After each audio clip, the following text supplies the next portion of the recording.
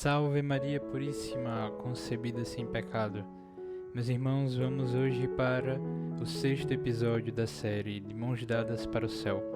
E no episódio de hoje, nós vamos falar sobre o servo de Deus Takashi Nagai e sua esposa Midori Moriyama. Então, Takashi foi para Nagasaki, no Japão, estudar medicina, e nesse período que ele ficou estudando medicina em Nagasaki e também depois de recém-formado, ele se hospedou na casa dos Moriyama, que era uma família tradicional japonesa e muito católica, Tinha uma tradição muito grande católica pela perseguição que havia sofrido durante vários anos, E Takashi vinha de uma família shintoísta e ele tinha aquele um sentimento, uma vontade muito racionalista. Ele era muito racionalista e apesar de ele buscar muita verdade, E aos poucos ele foi sendo cativado pela piedade e devoção dos Moriyama. Esse trechinho da vida dele me lembra muito Santo Agostinho e Santa Mônica, Que Santo Agostinho também tinha essa incessante busca pela verdade, porém não era católico e não acompanhava sua mãe em suas devoções, mas sua mãe, se mantendo firme, fiel e rezando por ele, um dia teve a graça da conversão de Santo Agostinho. E aí a gente vai ver também a intercessão de Midori, que morava, junto com o Takashi, com a família toda e tudo mais, e sempre rezou pela conversão dele desde que ele chegou até a casa, E aí, um dia após Takashi assistir a primeira Santa Missa de sua vida, que foi a Santa Missa de Natal, Midori passou muito mal durante a madrugada. Ela sentiu fortíssimas dores e tudo mais, e foi Takashi que a salvou, levou para o hospital, levou ela para ser socorrida e se arriscou porque estava tendo uma tormenta de neve, uma tempestade, e Midori foi muito grata a ele, e ela, que já rezava pela sua conversão, agora intensificou as suas orações por Takashi, E aí, algum tempo depois, ele foi para a guerra e a sua amiga Midori enviou alguns presentes para ele, e entre esses presentes estavam alguns livros de doutrina católica, livros catequéticos, E aí, quando ele voltou da guerra, decidiu ser batizado, decidiu que queria ser católico, mesmo contra a vontade de sua família. E aí ele foi batizado, E a atração entre Takashi e Midori já era evidente, Essa proximidade dos dois e tudo mais. E aí, algo que é uma tradição no Japão, o sacerdote que o batizou convidou o seu padrinho para ser uma espécie de intermediador entre ele e Midori, para ver quais eram as intenções deles de fato, se eles tinham desejo de se casar um com o outro. E aí Takashi, que já era médico, ele desenvolveu algumas pesquisas com o raio-x, e aí ele fala que tinha esse desejo de contribuir para a medicina e que essa contribuição dele gerava riscos para a sua saúde, e que ele estaria disposto a se casar com Midori se ela estivesse disposta também a arcar com esse risco que ele corria. E aí, quando o padrinho de Takashi vai falar com Midori, ela responde como Ruth respondeu a sua sogra. Isso aí você pode ver lá no livro de Ruth, capítulo 1, versículo 16. Ela diz assim: será meu privilégio compartilhar seu itinerário aonde quer que leve e aceitar qualquer coisa que se passe no caminho. E aí eles se casam, Esse casamento ocorre aí mais ou menos 2 meses depois de ele ser batizado.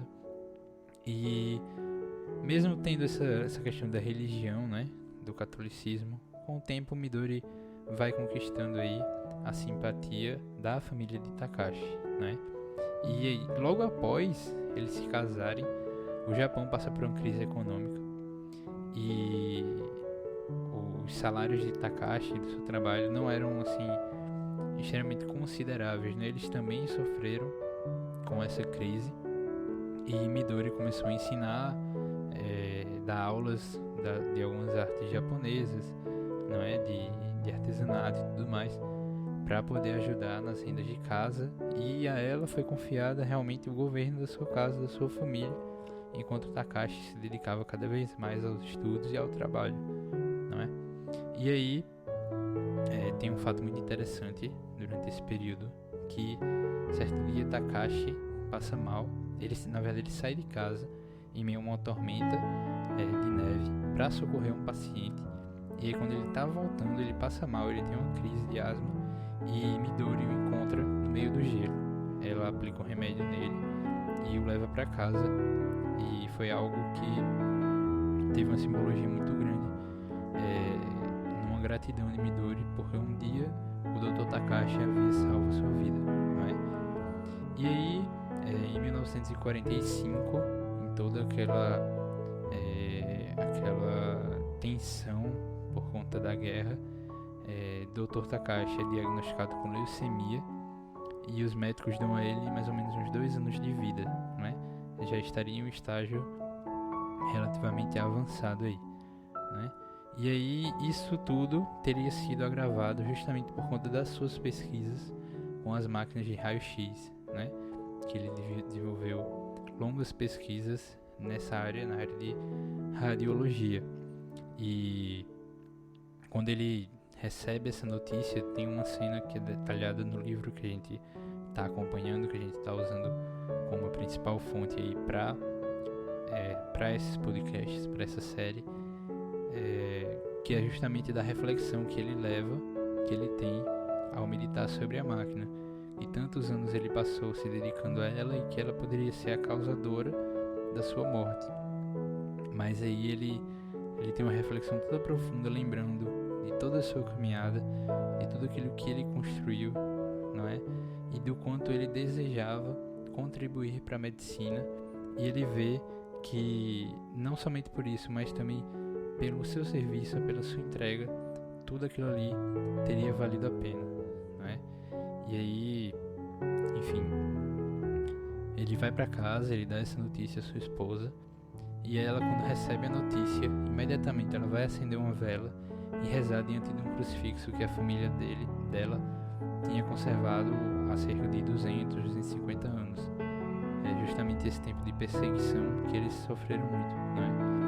E ela, nesse período, assim, é muito importante destacar que ela foi um imenso porto seguro para o Takashi, né? Um exemplo de santidade e confiança em Deus.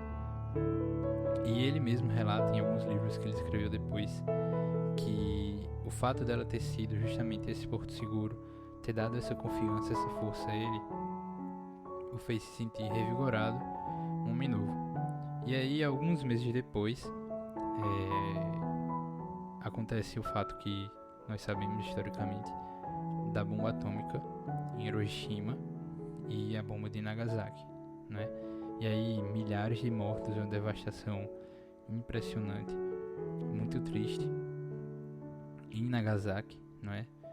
Dr. Takashi, no momento em que ocorre o ataque e tudo mais, aquela tensão, ele estava no seu consultório, ele começa todo aquele drama, não é? Ele não morreu por conta da bomba atômica de imediato.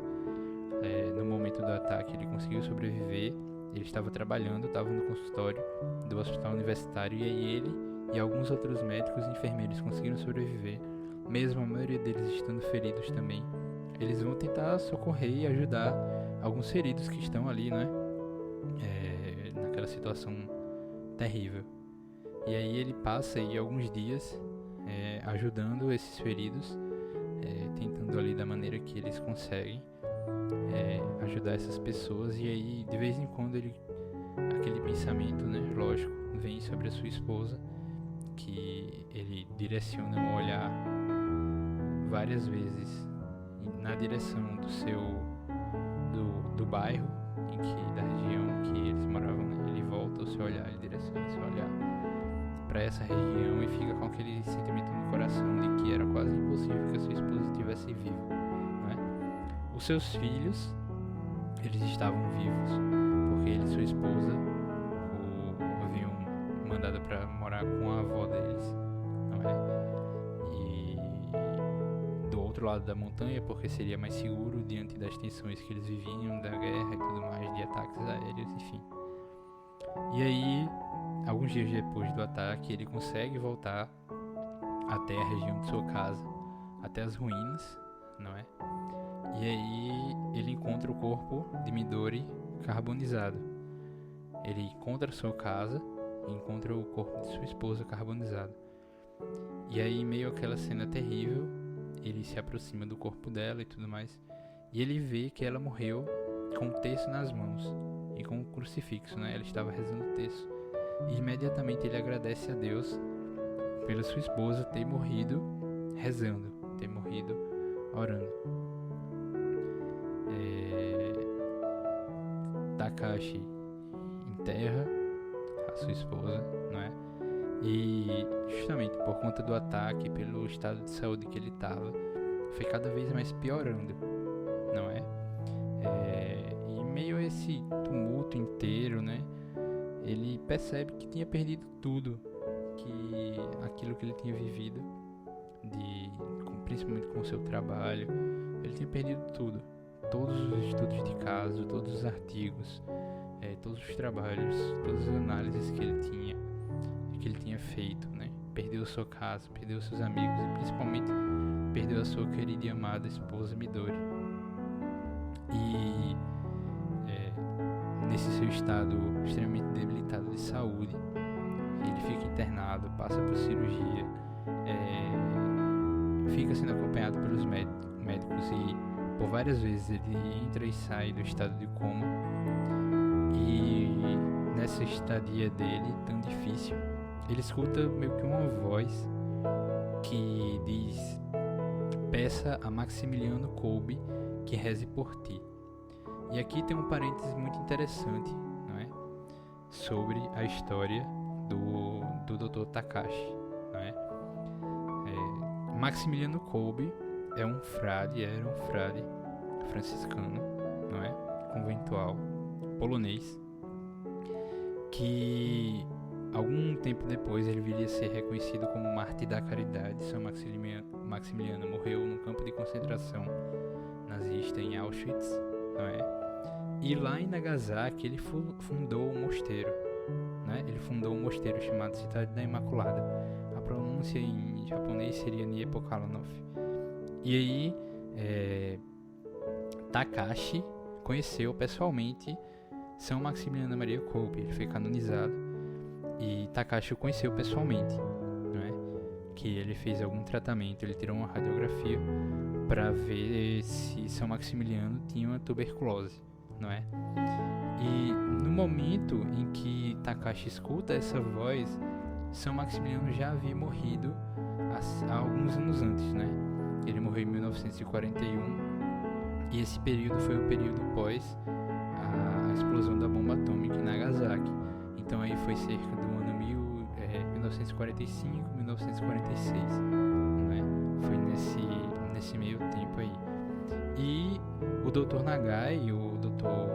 Takashi, ele não sabia, ele não tinha como ter esse contato com o São Maximiliano, ele não sabia como que ele havia morrido, não sabia como ele havia morrido, não é? E aí, alguns anos depois, ele mesmo atribui essa sua a cura milagrosa à intercessão de São Maximiliano, porque depois que ele faz essa oração, ele se recupera contra absolutamente todas as possibilidades médicas, contra todas as perspectivas. Ele se recupera e ainda vive mais 6 anos, não é? Ele participa aí da reconstrução da academia, da universidade e tudo mais, e ele vive mais 6 anos. Desses 6 anos, apenas cerca de um ano, um pouquinho mais de um ano, é que ele consegue viver ainda de maneira mais ativa, não é? O resto dos anos ele passou a maior parte deles de cama, não é? E nesse tempo ele escreveu cerca de 12 livros, acho que 12 ou 13 livros, não é? E morre aos 42 anos, em 1951.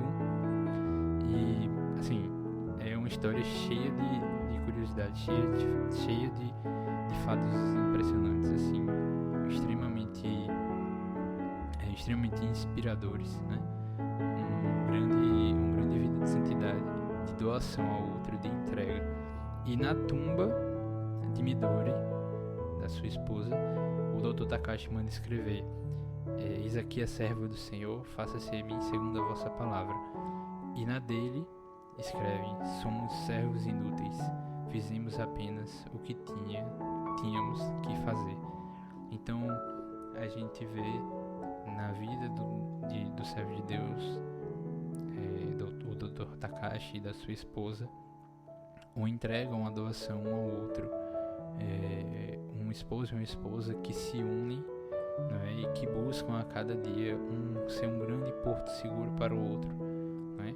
Como Midori foi diversas vezes na vida do Dr. Takashi, o apoio que ela deu a ele, o suporte que ela deu a ele para que ele pudesse trabalhar, para que ele pudesse se dedicar às suas pesquisas, se dedicar mais ao seu trabalho, e ele sempre encontrando aquela mulher de extrema oração, uma mulher extremamente piedosa, uma mulher extremamente forte, que dava conta de sua casa, tomava conta de seus filhos, também se dedicou a outros trabalhos para ajudar na renda de sua casa, de sua família, não é?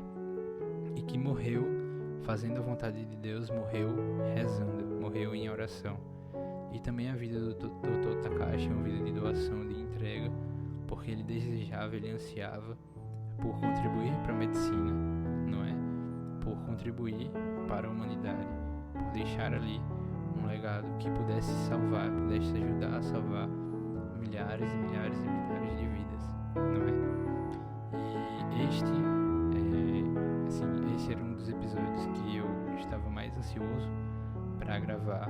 Essa é uma história extremamente inspiradora, não é? Também pela presença pela presença do servo de Deus, Takashi Nagai, de sua esposa, também pela presença e intercessão de São Maximiliano Maria Kolbe, não é? Então que eles possam interceder por nós para que nós possamos viver essa vida de santidade, de doação e de entrega. Deus abençoe você, salve Maria Puríssima, concebida sem pecado, e até o próximo episódio da nossa série de Mãos Dadas para o Céu.